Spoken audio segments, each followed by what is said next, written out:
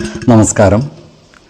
വേദാംഗ ജ്യോതിഷത്തിലെ അമൂല്യമായ അറിവുകളും ആധ്യാത്മിക ജ്ഞാന ഉപദേശങ്ങളും പകർന്നു തരുന്ന പ്രശാന്തം ആസ്ട്രോ ചാനലിലേക്ക് ഏവർക്കും സ്വാഗതം. ഈ ചാനൽ ഇതുവരെയും സബ്സ്ക്രൈബ് ചെയ്യാത്തവർ ഇപ്പോൾ തന്നെ സബ്സ്ക്രൈബ് ചെയ്യുക.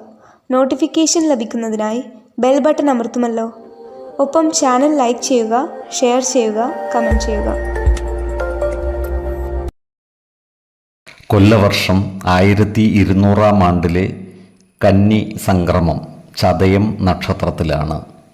കന്നി 1-ാം തീയതിയിലെ ഗ്രഹനില അനുസരിച്ച് എടവം രാശിയിൽ സർവേശ്വരകാരകനായ വ്യാഴവും, മിഥുനത്തിൽ കുജനും, ചിങ്ങം രാശിയിൽ ബുധനും, കന്നിയിൽ ആദിത്യനും ശുക്രനും കേതുവും, ധനുരാശിയിൽ ഗുളികനും, കുംഭത്തിൽ ചന്ദ്രനും ശനിയും, മീനം രാശിയിൽ രാഹുവും സ്ഥിതി ചെയ്യുന്നു.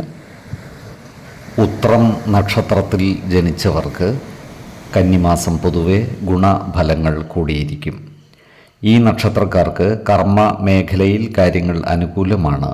ജോലിസ്ഥലത്ത് സഹപ്രവർത്തകരിൽ നിന്നും നല്ല സഹായ സഹകരണങ്ങൾ ഇവർക്ക് ലഭിക്കുന്നതാണ്. വിവിധ മേഖലകളിൽ നിന്നും സാമ്പത്തിക നേട്ടം കൈവരിക്കുവാൻ ഇവർക്ക് സാധിക്കുന്നതുമാണ്. എന്നാൽ ചിലവുകൾ നിയന്ത്രിച്ചു നിർത്തുവാൻ പരിശ്രമിക്കേണ്ടതാണ്. ചില ഉന്നത വ്യക്തികളുമായി പരിചയപ്പെടുന്നതിനും ബന്ധം സ്ഥാപിക്കുന്നതിനും അവസരം ഇവർക്ക് ഒത്തുവരുന്നതാണ്. ഈ നക്ഷത്രക്കാർ ആത്മീയ കാര്യങ്ങളിൽ താൽപ്പര്യം പ്രകടിപ്പിക്കുന്നതായി കാണാം. ഇവർ ദേവാലയങ്ങളും പുണ്യസ്ഥലങ്ങളും സന്ദർശിക്കുകയും ആധ്യാത്മിക പ്രവർത്തനങ്ങളിൽ പങ്കുചേരുകയും ചെയ്യുന്നതാണ്. കുടുംബജനങ്ങളുടെ ക്ഷേമത്തിനായി പ്രവർത്തിക്കുന്നതാണ്. ബന്ധുജനങ്ങളുടെ ഇഷ്ടം നേടിയെടുക്കുന്ന രീതിയിൽ നല്ല കാര്യങ്ങൾ ചെയ്യുവാൻ ഇവർക്ക് സാധിക്കുന്നതുമാണ്. എന്നാൽ സ്വന്തമായി സ്ഥാപനങ്ങളും മറ്റും നടത്തുന്ന ഈ നക്ഷത്രക്കാർ ജാഗ്രത പാലിക്കുന്നത് ഗുണകരമായിരിക്കും. ഇത്തരം സ്ഥാപനങ്ങളിൽ നിന്നുള്ള വരുമാനത്തിൽ കുറവ് നേരിടുവാനുള്ള സാധ്യതകൾ കാണുന്നുണ്ട്. അതിനാൽ സ്വന്തം സ്ഥാപനങ്ങളുടെ പോരായ്മകൾ കണ്ടെത്തി പരിഹരിക്കുവാൻ പ്രത്യേകം ശ്രദ്ധിക്കേണ്ടതാണ്. ഈ നക്ഷത്രക്കാരായ ചിങ്ങക്കൂറുകാരേക്കാൾ ഗുണഫലങ്ങൾ കന്നിക്കൂറുകാർക്ക് ലഭിക്കുന്നതാണ്. ആരോഗ്യകാര്യങ്ങളിൽ ഈ നക്ഷത്രക്കാർ ഒരു പ്രത്യേക ശ്രദ്ധ പുലർത്തേണ്ടതാണ്. പോഷക സമൃദ്ധമായ ആഹാരം കഴിക്കുകയും ശരിയായ വ്യായാമവും വിശ്രമവും നൽകി ശരീരത്തെ പരിരക്ഷിക്കേണ്ടതുമാണ്. 2, 16, 24 തീയതികൾ അനുകൂലമാണ്.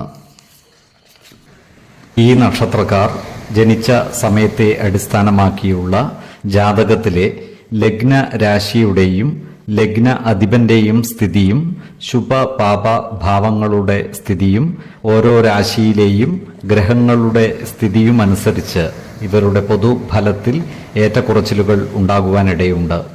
കുടുംബ ദേവതകളെയും ഇഷ്ടദേവതകളെയും ഉപാസിക്കുന്നത് ഇവർക്ക് ആയുരാരോഗ്യ സൗഖ്യമേകും. ഇഷ്ടദേവതാ മന്ത്രം 108 തവണ ദിനംതോറും ലിഖിത ജപം ചെയ്തു വരുന്നത് ഇവർക്ക് സർവ്വ ഐശ്വര്യങ്ങളുമേകും.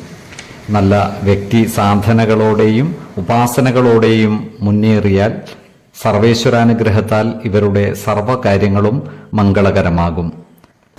നന്ദി, നമസ്കാരം. ജ്യോതിഷരത്നം പ്രശാന്ത് കണ്ണോം.